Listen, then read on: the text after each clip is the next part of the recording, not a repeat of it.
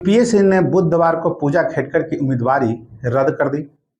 इसके साथ ही उसकी हनक, खनक, शनक सब कुछ खत्म हो गया। वह जिस आसमान में उड़ रही थी, उसके नीचे से पूरी धरती ही गायब हो गई। तो सबसे पहले नमस्कार, आप देख रहे हैं न्यूज इंडिया और मैं आपके साथ पीपी। कहते हैं अपने देश में 3 ही पद होते हैं, पीएम, सीएम और डीएम। इन तीनों पदों का हनक, खनक और शनक किसी से छिपा नहीं है। ये तीनों अपनी अपनी जगहों पर सर्वेसर्वा होते हैं। ऐसे में इन पदों को हासिल करने की चाहत हर किसी की रहती है। पीएम और सीएम का पद हासिल करने में कई राजनीतिक तिक्रम करने पड़ते हैं, लेकिन डीएम का पद बिल्कुल अलग है। इसके लिए आपको आईएएस बनना पड़ता है, उसके लिए कड़ी मेहनत करनी पड़ती है। लेकिन अगर कोई फर्जी तरीके से इसे हासिल कर ले तो एक न एक दिन पाप का घड़ा भर ही जाता है। उसकी हनक, खनक और शनक सब चूर चूर होते देर नहीं लगती। आज की कुछ कहानी फर्जी तरीके से आईएएस बनी पूजा खेडकर की है। तमाम फर्जी तिक्रम कर फर्जी तरीके से आईएएस बनी पूजा खेडकर की उम्मीदवारी यूपीएससी ने बुधवार को पूजा खेडकर की उम्मीदवारी रद्द कर दी। इसके साथ ही उसकी हनक, खनक, शनक सब कुछ खत्म हो गया। वह जिस आसमान में उड़ रही थी, उसके नीचे से पूरी धरती ही गायब हो गई।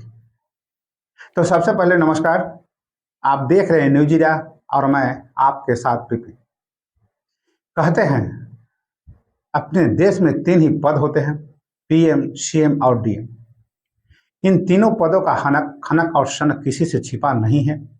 ये तीनों अपनी अपनी जगहों पर सर्वेसर्वा होते हैं। ऐसे में इन पदों को हासिल करने की चाहत हर किसी की रहती है। पीएम और सीएम का पद हासिल करने में कई राजनीतिक तिक्रम करने पड़ते हैं, लेकिन डीएम का पद बिल्कुल अलग है। इसके लिए आपको आईएएस बनना पड़ता है, उसके लिए कड़ी मेहनत करनी पड़ती है। लेकिन अगर कोई फर्जी तरीके से इसे हासिल कर ले तो एक न एक दिन पाप का घड़ा भर ही जाता है। उसकी हनक, खनक और शनक सब चूर चूर होते देर नहीं लगती।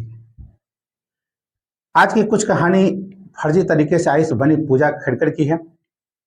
तमाम फर्जी तिक्रम कर फर्जी तरीके से आईएएस बनी पूजा खेडकर की उम्मीदवारी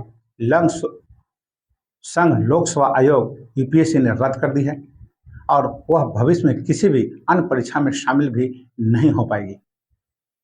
आईएएस ट्रेनिंग रहने के दौरान पूजा ने खूब हनक, खनक और शनक और रुतबा दिखाया। करीब 35 दिन पहले जून महीने के अंतिम सप्ताह में सनक खनक दिखाने के चक्कर में ही पूजा के पापों का भंडाफोड़ हुआ। फिर वह हर मोड़ पर घिरती गई। उसके खिलाफ तमाम जांच हुए और वह हर मोड़ पर फर्जी साबित होती गई। फिर बुधवार को उसकी आईएएस की उम्मीदवारी रद्द हो गई। यूपीएससी ने कहा कि उपलब्ध रिकॉर्ड के सावधानी पूर्वक जांच पड़ताल की गई और पूजा की सीएसी 2022 के नियमों के प्रावधानों का उल्लंघन करने का दोषी पाया गया। आयोग ने कहा कि पूजा मनोरमा दिलीप खेडकर की अपनी पहचान फर्जी बताकर परीक्षा के लिए स्वीकृत सीमा से अधिक अवसर लेना धोखाधड़ी था। इसको लेकर 18 जुलाई को उसे कारण बताओ नोटिस जारी किया गया था।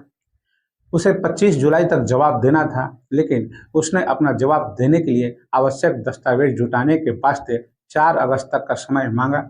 आयोग ने कहा कि यूपीएससी ने उसे 30 जुलाई को अपराह्न 3:30 बजे तक अपना जवाब देने के लिए अंतिम मौका दिया था, लेकिन वह निर्धारित समय के भीतर अपना स्पष्टीकरण देने में विफल रही। इस बीच पूजा का धोखाधड़ी का केस चल रहा है। दिल्ली की एक अदालत ने उसे अग्रिम जमानत की अपील कर रखी है। इस बारे में अदालत गुरुवार को फैसला सुना सकता है। अगर पूजा को अग्रिम जमानत नहीं मिलती है तो उसे गिरफ्तार भी किया जा सकता है। पूजा खेडकर ने यूपीएससी की प्रतिष्ठा तार तार कर दी है। उसने साबित कर दिया कि देश की सबसे प्रतिष्ठित और सुरक्षित परीक्षा में संधारी संभव है। इस घटना के बाद यूपीएससी से भी सवाल किए जा रहे कि फर्जीवाड़ा पकड़ने वाला उसका पूरा तंत्र कहां था।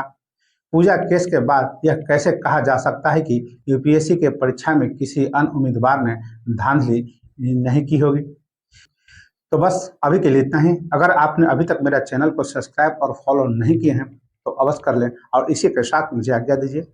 नमस्कार।